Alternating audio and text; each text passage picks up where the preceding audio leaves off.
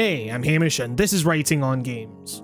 The original Metal Gear Solid is an oddity, with Sons of Liberty arguably setting the mechanical and perhaps visual foundation for the games going forward, as well as each game since the first receiving its fair share of port jobs and upgrades. Outside of a re-release of an emulation on the PS3, however, the original remains a blocky, somewhat obtuse anomaly, feeling like it has more in common with the borderline adventure game puzzles of its MSX predecessors than the progressively more action-oriented gameplay displayed by its sequels. Rooms are puzzles with a start and end point. Despite being able to access them from your inventory at any time, weapons often have one main use and then can largely be disregarded. Much like other adventure games, you essentially rub a bunch of different items together on any given scenario before you find the one that fits for some strange reason. You backtrack to get the sniper rifle, you backtrack to get to the control tower, you backtrack then front track multiple times in order to turn a card hot and cold. It's a different breed from future titles. That said, a modernization of the game is rumoured to be Bluepoint's next project, given their previous experience with the series in the form of the HD collection. On top of that, Konami's recent shutdown of a fan attempt at an update has only gotten more people talking about the concept. It seems like people are truly ready for a Metal Gear Solid remake. It's just that, well, it seems like many people have forgotten that we already have a remake of Metal Gear Solid. Released in 2004, The Twin Snakes was a complete remake from the ground up, a surprisingly massive collaborative effort from a number of different forces. While helmed by third-party developer Silicon Knights due to Kojima's team being hard at work developing Snake Eater, the director did lend his overseeing eye to proceedings, along with Shigeru Miyamoto. Its core philosophy was that of having you experience MGS1's story with MGS2's expanded mechanical framework. First-person aiming, hanging over railings, interacting with lockers, etc. On top of that, you had Japanese filmmaker Ryuhei Kitamura directing all new cinematics for every cutscene in the game, and in a frankly unbelievable feat of logistics on the part of voiceover director Chris Zimmerman, the return of the entire voice cast rereading the enormous script all over again. As the back of the box says, this is the way Metal Gear Solid was meant to be played. And at a glance, it's seemingly everything one could possibly want from a remake of such a classic. One that modernizes both graphically and mechanically, that introduces quality of life improvements that keep the story going at the expense of backtracking, that heightens the original game's visual bombast to a level that far surpasses what was possible just 6 years prior, to the appropriate level of anime nonsense you suspect Kojima wanted in the first place. However, as I fought Revolver Ocelot, formerly an incredibly tense game of cat and mouse, and ended it here in a matter of seconds with a few trank darts to the head, it's hard to imagine the packaging's bold claim as anything other than fluff.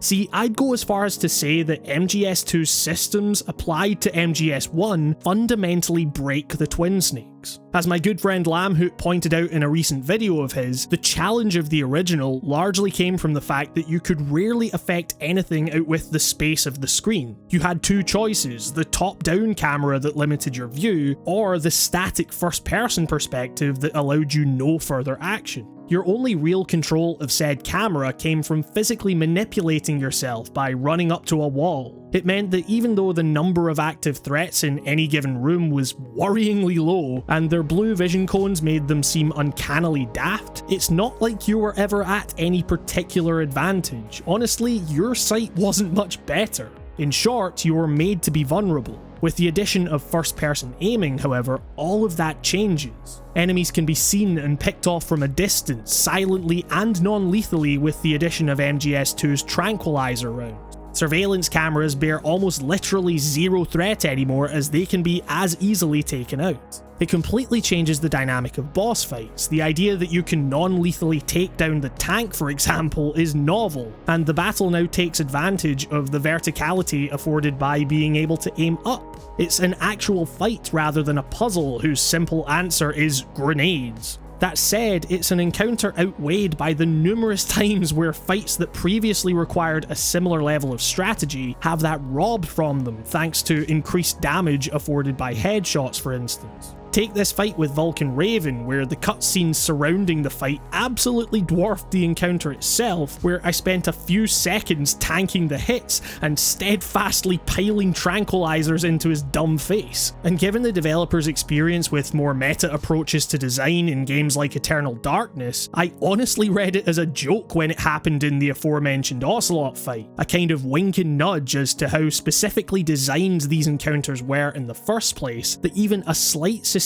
tweak can completely upset their balance. Additionally, giving the bodies of guards a sense of permanence, allowing them to be found, introducing the short period of time between being spotted and having an enemy call in an alert, it all makes sense. It's less gamey than before. It's just that there's something terrifying about slightly messing up, and in a split second having guards appear from seemingly nowhere to gun you down. Waiting under a tank, having no idea what's going on in that scenario, is a lot tenser when you can't just trank whoever walks past. Future games in the series worked in this regard because they were designed specifically for heightened player freedom. A boss battle like Vamp had you dealing with him moving incredibly quickly on multiple levels, testing you on your ability to aim in first person at high speeds. Hell, for all of the original's pacing issues in terms of backtracking, it started you out with very little health, and after every boss fight had you gain a little more, increasing ammo capacity, marking your move from vulnerability to badass as you became more comfortable with the systems, leading nicely towards the game's more action-focused second half.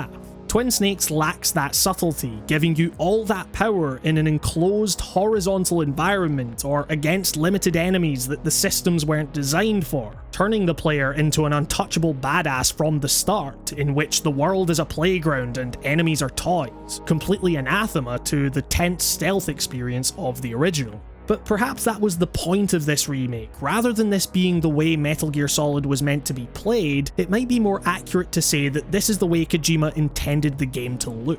The challenge and quirks may be gone, but not having to warm or cool cards, for example, proves incredibly successful at railroading you to the all-new and far more explosive cutscenes. Kitamura originally intended to identically recreate each scene until Kojima encouraged him to get buck wild with it, mirroring both the former's personal style as well as the trend towards impossibly ostentatious bullet time action you saw in the early 2000s.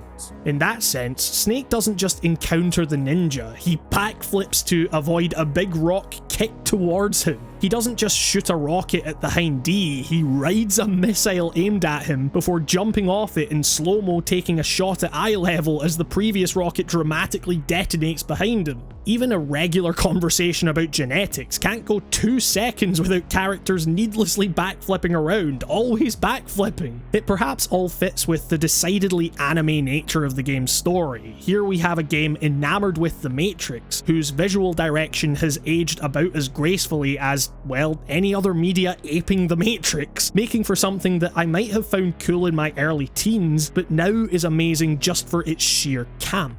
That said, in the process of intensifying these cutscenes, it's hard not to feel like something is lost in the grandeur. The original game had its fair share of dramatic shots, Snake was still tough, but it balanced this out with relative quiet time that, whether a result of technical limitations or otherwise, conveyed so much tension with static characters, slow-moving character perspectives, and an eerily minimal soundtrack, establishing a murky, fish-out-of-water atmosphere in which those characters tried to make sense of the chaos around them. Twin Snakes is so comparatively loud that it's hard to distinguish anything resembling that level of tension. Instead, the game is so aware of its own legacy in the canon of video game culture that lines like "love blooming on a battlefield" and "Japanese animes" are delivered slower and with slightly more oomph just so you can hear it properly. That the uncanny nature of, say, Ocelot warning Snake about using auto-fire buttons is undermined by having Ocelot just straight up point at the camera as if to say, yeah, we get it, this is a meme now.